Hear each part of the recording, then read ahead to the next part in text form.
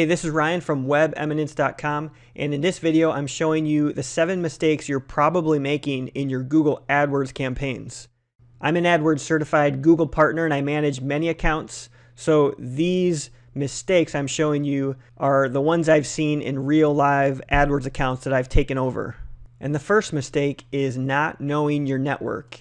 When you create a campaign in Google AdWords, you'll choose from different networks where your ads will be displayed. For example, the search network and the display network, which are the two main networks where people advertise. You can watch one of my other videos for the difference between the search network and the display network, but the important thing to realize here is that many people don't even know which one they're targeting or why they should target one or the other. So make sure when you set up your campaigns, you're choosing the search network or display network specifically, depending on the objectives of your campaign. And if you are using the search network, as many people are, make sure to understand if you're including search partners or not.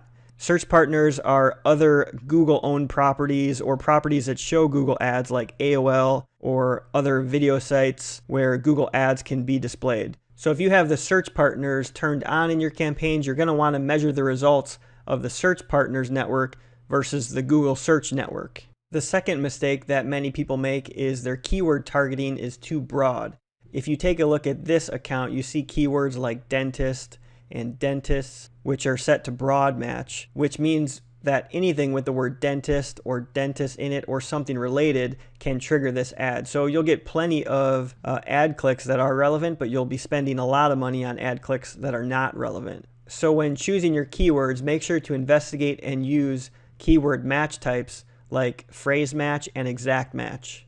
The third mistake is also related to keywords, and it's never looking at the search terms keyword report. And you can find this report under the keywords tab, and you just click on the search terms button.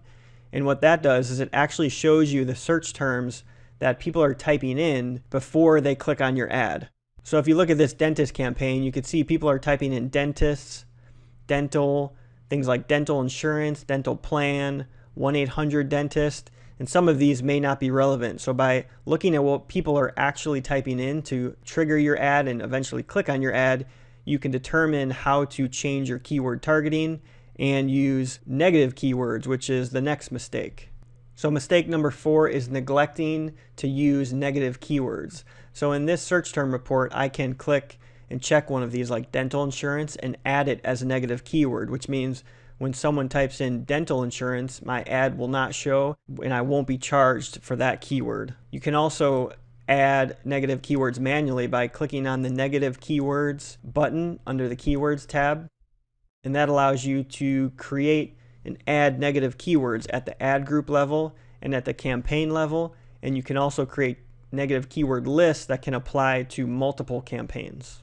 Mistake number 5 is ignoring quality score. And a lot of people don't even know what quality score is because it doesn't show up anywhere in your AdWords account by default. Quality score is a number, a 1 out of 10 given to keywords, and it's a measure of the quality of your keyword within your account. And it's a factor of 3 things, which are the quality of your landing page, the expected click-through rate of your keyword, and the relevancy of your ad. In order to view quality score for your keyword, you actually need to add the quality score column. So when you're in the keywords tab, you can click on the columns drop down, click modify columns, then you click attributes, and next to quality score, click on add, and then click apply, and that will add the quality score column to your keywords list. So if you scroll over to the right, you'll see quality score, and you see these ones have a 6 out of 10, which is pretty average. I mean, 8, 9, 10 out of 10 is excellent, and anything below 5 should be concerning. And the reason quality score is so important is it actually plays a role in determining your ad rank, which is actually where you show up on the Google results pages in the first, second, third, fourth, or higher spot. A lot of people think that whoever bids the highest automatically shows up in the top spot, but ad rank is actually a factor of quality score and the cost per click bid. In these top 2 spots here, this top person may actually be bidding a lower amount than this bidder here, but because they have a quality score higher than the second bidder, they can actually have a higher bid rank, or ad rank, I should call it. The 6th mistake that I see often is poor account organization. And what I mean by this is just things like having really general names that don't tell you much, like campaign number 1, campaign number 2, or dentist campaign geo. Having the word campaign doesn't really do us any good because it is obviously a campaign already. So things like that, or having ad groups named ad group 1, ad group 2, or just general things that don't tell you much at all. There's no hard and fast rule about how to name campaigns, but you want them to be as short as possible and as descriptive as possible.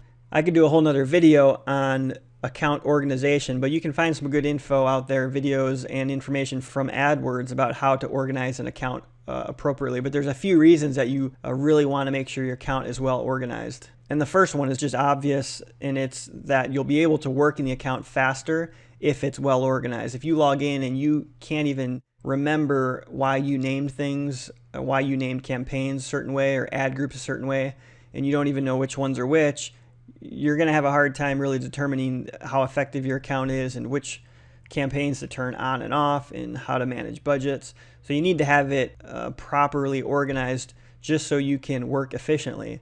And the second reason to organize an account well is that it'll actually lead to higher quality scores, because if you have your campaigns and ad groups grouped appropriately and your keywords grouped in the right organization of ad groups, you're going to actually find that you'll have higher quality scores, which is going to lead to better results overall. And last but not least, the number 7 mistake that I see often is people are not tracking conversions. So conversions are actually actions that happen on your website as a result from someone clicking on your ad.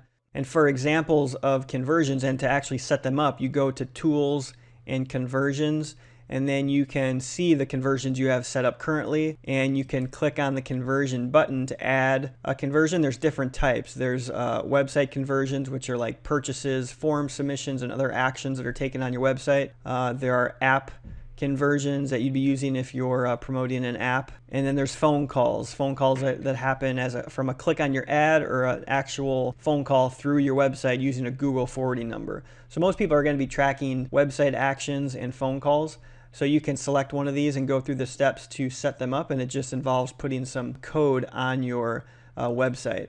And conversions are important because without them, it's hard to really know if you're having any success.